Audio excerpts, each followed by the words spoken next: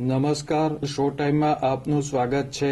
ગારિયાધાર તાલુકાના લુવારા ગામના શખ્સની પોલીસે પિસ્ટલ સાથે ધરપકડ કરી કાયદેસર કાર્યવાહી હાથ ધરી છે।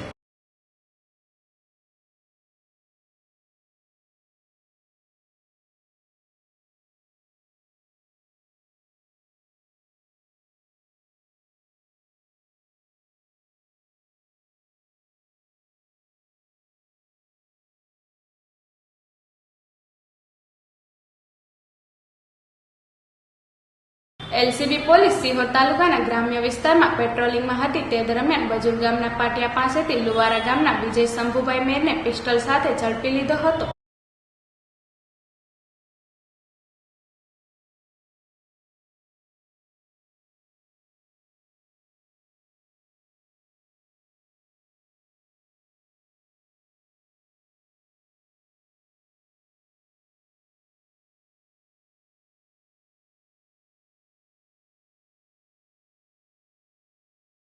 એલસીબી પોલીસે સોનગઢ પોલીસ મથકમાં શખ્સ વિરુદ્ધ ગુનો દાખલ કરાવી કાયદેસર કાર્યવાહી હાથ ધરી છે।